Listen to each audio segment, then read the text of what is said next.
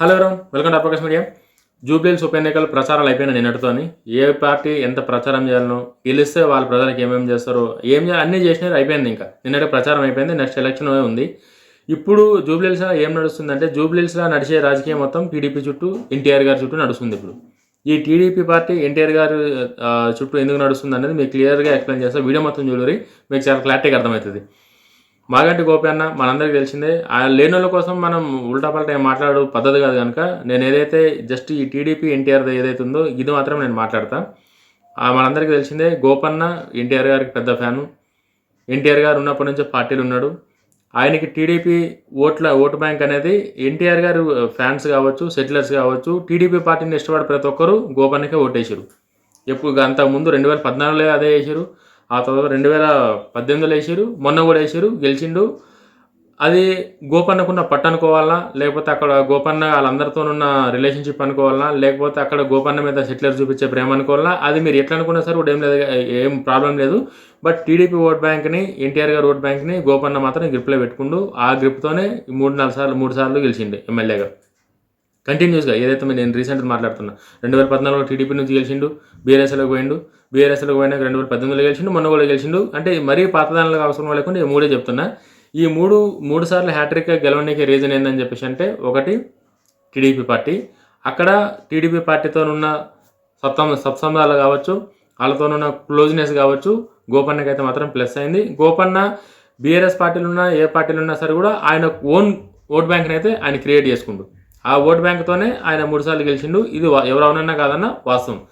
శ్రీశైలం యాదవ్, నవీన్ అన్న, శ్రీశైలం అన్న వీళ్ళు అక్కడ లోకల్ ఉన్నా సరే కూడా గోపన్నకి ఏదైతే గ్రిప్ ఉందో, గోపన్న ఆ గ్రిప్ని వీళ్ళు తెచ్చుకోలేకపోయారు. అప్పుడు ఎందుకు తెచ్చుకోలేకపోయారంటే, అప్పుడు గోపన్నకున్న ఆ కాంటాక్ట్స్, ఆ రిలేషన్షిప్ అనేవి అట్లున్నాయి కాబట్టి నడిచింది. అప్పుడు గోపన్న హావా అనేది ఎవరేమనుకున్నా సరే కూడా గట్టిగా నడిచింది అప్పుడు.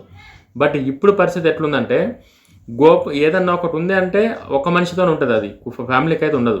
గోపన్నకున్న రెస్పెక్ట్ కావచ్చు, గోపన్నకున్న ఇంపార్టెన్స్ కావచ్చు, గోపన్నకున్న మంచితనం కావచ్చు, ఇప్పుడు సునీతమ్మకు వస్తుందా రాదన్నదంటే ఖచ్చితంగా రాదనే చెప్తాను నేను.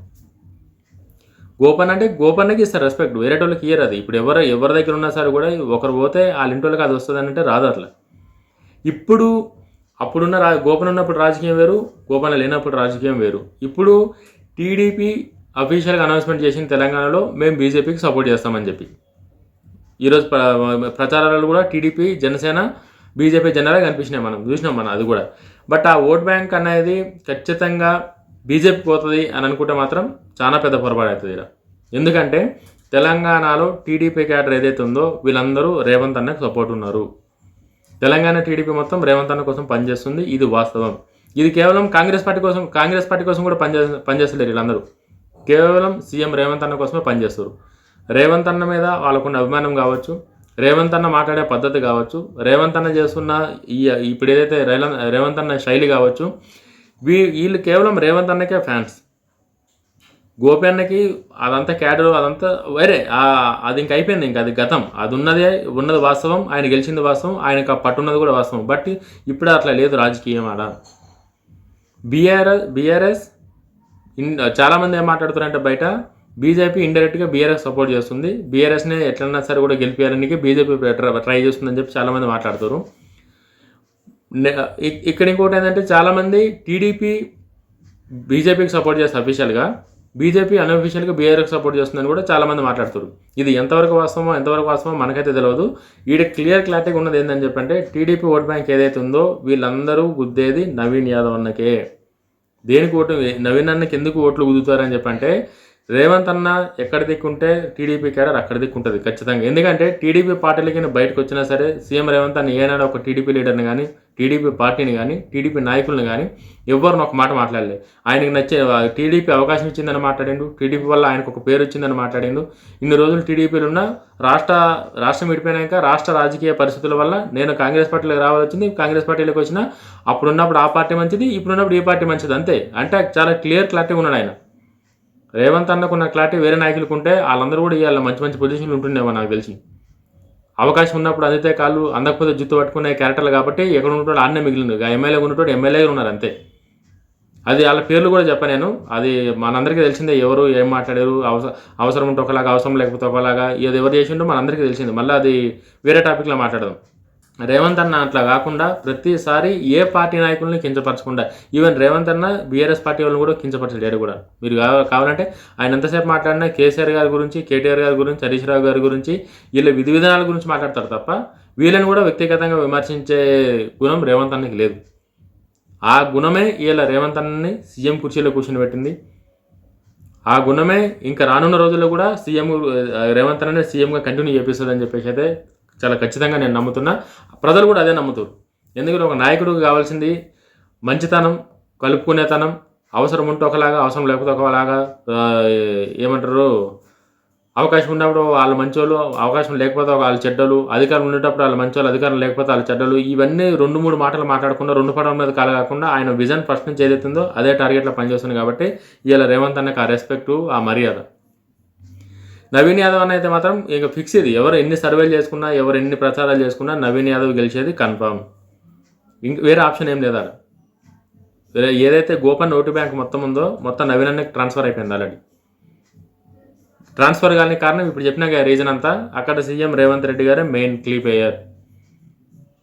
అసలు కాంగ్రెస్ పార్టీ మనందరికీ తెలిసింది. కాంగ్రెస్ పార్టీ ఎంత ఏ రేంజ్లో ఉంది, అసలు పార్టీని ఇంత ఒక రేంజ్లోకి తీసుకొచ్చి ఇలా అధికారంలో నిలబెట్టిందంటే అది రేవంత్ అన్న నాయకుడి లక్షణాలు ఒకసారి గుర్తుపెట్టుకోరు మీరు. ఊకే వచ్చి సీఎంలో కూర్చోలే ఆయన. పాట కూడా ఉంది కదా ఆయన, ఊకనే కూర్చొని చెప్పి పాట ఉంది కదా. ఆయన ఊకనే కూర్చోలేడు.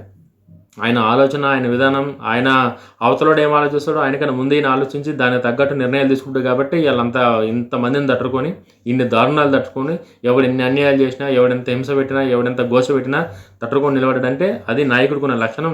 నాయకుడు అంటే గొప్ప నాయకుడు ఎట్లయితారంటే రేవంత్ అన్నను చూసి తెచ్చుకోవాలి మనందరం.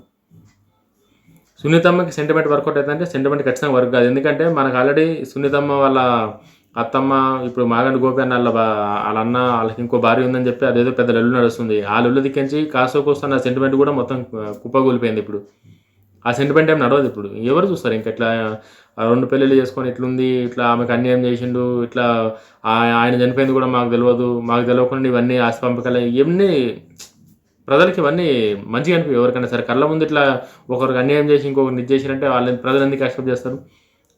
దానిలో ఎంత నిజం ఉందో మనకు తెలియదు. కాబట్టి నేను దాని గురించి ఎక్కువ చెప్తలేను. ఈ సెంటిమెంట్ అనేది నిలబడ్డది, కొన్ని రోజులు అయితే నిలబడ్డది. సునీతమ్మకు సెంటిమెంట్ మంచిగా నిలబడ్డది. కానీ వీళ్ళు ఎప్పుడైతే వచ్చారో అమెరికా నుంచి గోపన్న కొడుకు ఎప్పుడైతే వచ్చిండో తారక్, ఆయన రావడం, ఈ గోపన్న వాళ్ళ అమ్మ రావడం, వీళ్ళు వచ్చి ప్రెస్ మీట్లలో ఇవి కొత్త ప్రాబ్లమ్స్ క్రియేట్ చేయడం. సో ఇవన్నీ అయితే మాత్రం ఆ సెంటిమెంట్ అయితే మాత్రం తుడిపేసినాయి. సెంటిమెంట్ కూడా లేదు ఇప్పుడు ఏకైక ఆప్షన్ ఏదైనా ఉంది అంటే ఇంకా నవీన్ అన్న గెలిపోతే కన్ఫర్మ్. ఎవరు ఎన్ని మాట్లాడినా ఇప్పుడే కాదు, ఇంకా రానున్న రోజుల్లో కూడా నవీన్ అన్న చాలా గట్టిగా నాయకుడు అవుతాడా, గట్టిగా నిలబడతాడు కూడా. లోకల్లో ఆయనకున్న గ్రిప్పు, ఇప్పుడు ఆయనకున్న ఇప్పుడు గెలిచినాక ఆయన క్రియేట్ చేసుకున్న ఓట్ బ్యాంకు, ఇదంతా ఏదైతే ఉందో ఖచ్చితంగా రానున్న రోజుల్లో నవీన్ యాదవ్ అన్న చాలా మంచి నాయకుడు అవుతాడు, మంచి లీడర్ అవుతాడు, చదువుకున్నాడు, మంచి ఆలోచన ఉంది. రేవంత్ అన్నతో ఏదన్నా సరే మంచిగా మాట్లాడి జూబ్లీహిల్స్ కోసం ఏదన్నా చేసే ఇది ఉంది. రేవంత్ అన్న కూడా ఎన్నికల్లో చెప్పిండు ఎన్టీఆర్ గారు విగ్రహం పెడతా అని చెప్పి మైత్రివనం కూడా. సో ఇంక ఇవన్నీ టీడీపీ, ఎన్టీఆర్ ఒక సెంటిమెంట్ మీద నడుస్తున్నాయి. కాబట్టి ఖచ్చితంగా ఈ సెంటిమెంట్ని ఖరాబ్ చేసే పని అయితే నవీన్ అన్న చేయడు, రేవంత్ అన్న చేయడు. వీళ్ళ సెంటిమెంట్ని ఏం కావాలో దానికి ఇంకా మంచిని యాడ్ చేసి వీళ్ళ గెలుపుకి ఏదైతే అవసరమో ఆ నిర్ణయాలన్నీ తీసుకోవాలని చెప్పేసి నేను అనుకుంటున్నా. మీకు వీడియో ఎట్లా అనిపించిందో లైక్ చేయండి, షేర్ చేయండి. జై హింద్.